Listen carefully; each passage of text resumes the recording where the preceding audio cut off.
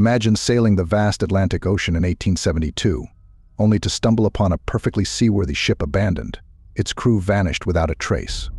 This is the chilling mystery of the Mary Celeste, a story that continues to baffle historians and intrigue explorers to this day.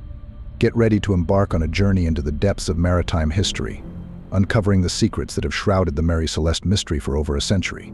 Stay tuned, because this is a story you won't want to miss.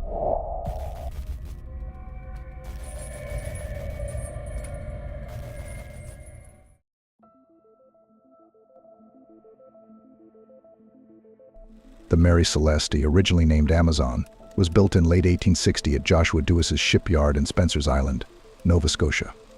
Constructed from local timber, she featured 2 masts and a brigantine rigging, with a Carvel-built hull.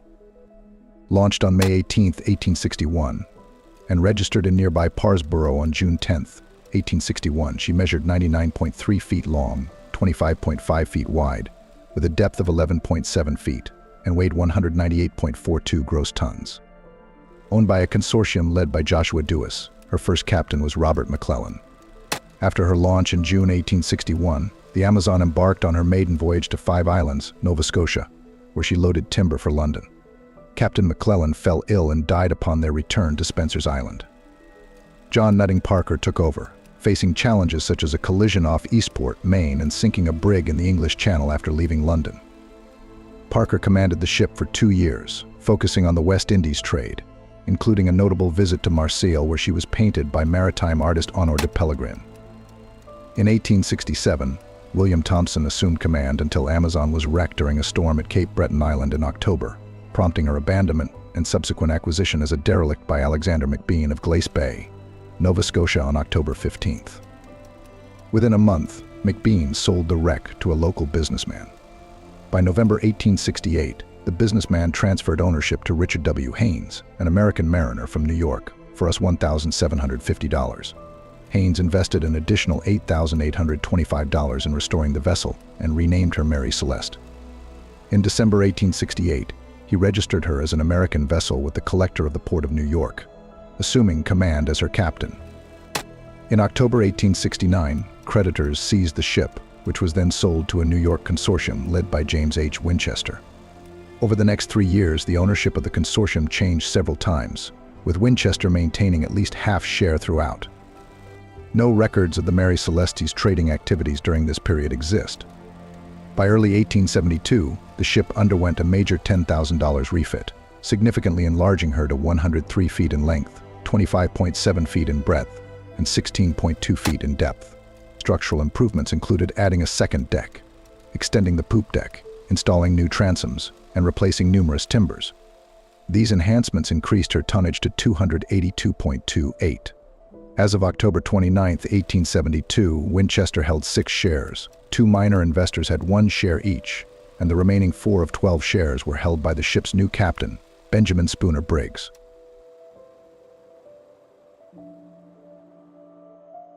Benjamin Briggs, born in Wareham, Massachusetts, on April 24, 1835, hailed from a seafaring family led by his father, Captain Nathan Briggs. Benjamin married his cousin Sarah Elizabeth Cobb in 1862 and had 2 children, Arthur and Sophia Matilda. By 1870, he had established himself as a respected sea captain, contemplating a career change before investing in the Mary Celeste following a major refit in New York.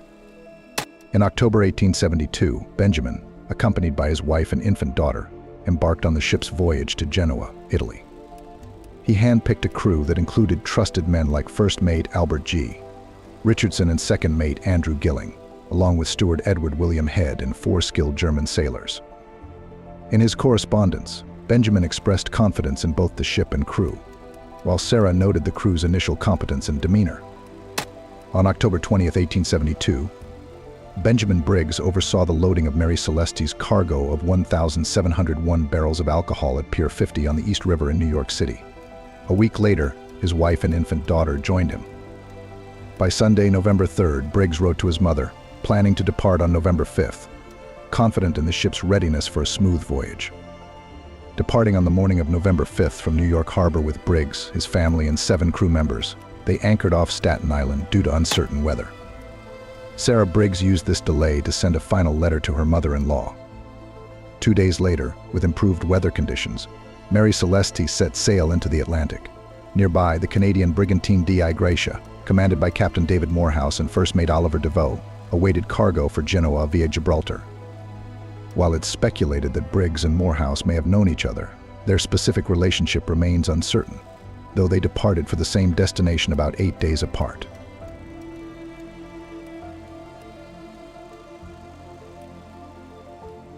On December 4, 1872, Captain David Morehouse of the Di Gratia, positioned midway between the Azores and Portugal, spotted a vessel approaching erratically about 6 miles away. Suspecting trouble, he sent First Mate Oliver Deveau and Second Mate John Wright to investigate. They confirmed it was the Mary Celeste by its name on the stern and found the ship deserted. The sails were in disarray, some missing, and rigging damaged. Water was found in the hold, but not alarmingly so, with signs suggesting an orderly departure, missing lifeboat, disturbed binnacle, and abandoned sounding rod. The ship's log indicated it had been abandoned 9 days earlier near the Azores. Personal items were scattered, but the ship's papers and captain's instruments were missing. Morehouse decided to tow Mary Celeste 600 nautical miles to Gibraltar for salvage, arriving on December 13, 1872, after encountering fog. The ship was impounded for salvage hearings, with Deveau remarking on the challenging journey but expecting fair compensation. The salvage court hearings in Gibraltar began on December 17, 1872, presided over by Sir James Cochrane, with Frederick Solly Flood as Attorney General. Flood, known for his stubbornness, was convinced of foul play upon hearing testimonies from Deveau and Wright, suggesting a crime involving alcohol. On December 23rd, Flood ordered an examination of Mary Celeste by John Austin, revealing cuts on the bow and suspected bloodstains, fueling suspicions of foul play. However, scientific analysis later disproved the blood theory. Despite Flood's suspicions, Captain Winchester's defense of Briggs's character and subsequent reports challenging Flood's findings led to Mary Celeste's release from court jurisdiction on February 25, 1873.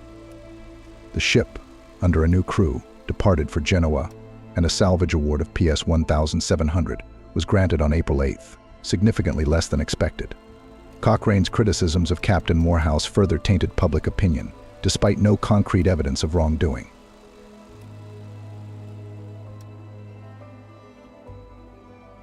Despite suspicions lingering in Gibraltar, the evidence failed to support Flood's theories of murder and conspiracy regarding the Mary Celeste. Some briefly suspected insurance fraud due to perceived overinsurance by Captain Winchester, but these allegations were refuted without further inquiry by the insurance companies. In 1931, an article speculated that Captain Morehouse might have plotted to intercept and harm the Mary Celeste crew aboard the Di Gratia. But logistical timelines contradicted this theory, as Di Gratia departed 8 days later and was slower. Another theory suggested Briggs and Morehouse conspired for salvage proceeds, but no evidence supported a partnership between the captains. The possibility of Riffian pirates was dismissed as personal possessions were left undisturbed. Historian John Gilbert Lockhart once suggested a grim scenario involving Briggs, later retracting the theory after discussions with Briggs's descendants. Briggs's cousin Oliver Cobb suggested that the crew may have temporarily moved to the yawl as a safety measure, using the ship's main halyard to secure it to Mary Celeste. This plan could have allowed them to return to the ship once any perceived danger had passed, though risking the yawl drifting away if the line broke. However, this theory seems inconsistent if the crew believed the ship was in imminent danger of sinking or exploding. MacDonald Hastings argued that Briggs, an experienced captain, wouldn't hastily abandon a seaworthy vessel like Mary Celeste for a small lifeboat. Arthur N. Putman, an insurance appraiser, theorized that a possible explosion or gas ignition from the cargo of alcohol led to panic aboard, prompting the crew to quickly abandon ship using the lifeboat. Commentators agree that a significant and alarming event must have occurred to prompt the entire crew to abandon a seaworthy ship with ample provisions. Deveau suggested that a malfunction, possibly in the pumps, caused a false alarm about water intake, leading Briggs to order abandonment. Another theory involves a waterspout strike before the abandonment, which could explain the water in the ship and the damaged rigging. Other speculations include the sighting of a displaced iceberg or fear of grounding while becalmed. An earthquake could have disturbed the cargo, releasing fumes and causing fears of an explosion. Briggs's cousin Oliver Cobb supported this theory, citing rumblings and the smell of escaping fumes. In 2006, An experiment with butane gas supported the explosion theory, demonstrating a pressure wave type of explosion without fire damage, similar to what might have occurred aboard Mary Celeste.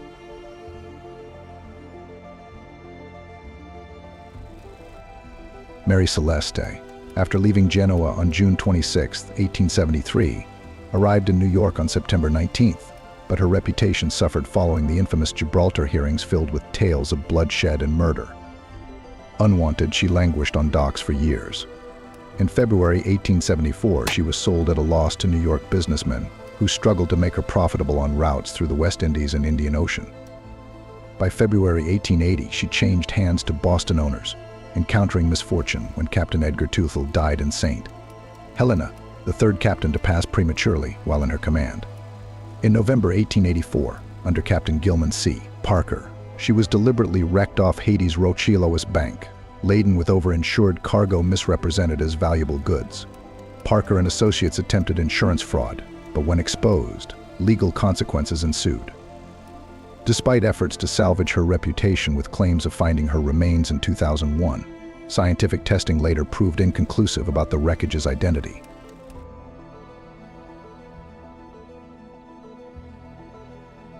In conclusion, the mystery of the Mary Celeste remains one of the most enduring maritime enigmas of all time. From her mysterious abandonment in 1872 to the speculative tales and conspiracy theories that followed, the ship continues to capture the imagination. Whether it was a natural disaster, a tragic accident, or foul play, we may never know for certain what happened aboard the Mary Celeste. Yet the story lives on as a testament to the unpredictable and often unfathomable mysteries of the sea, reminding us of the profound and enduring allure of unresolved mysteries in history. Thanks for watching, and until next time, fair winds and following seas.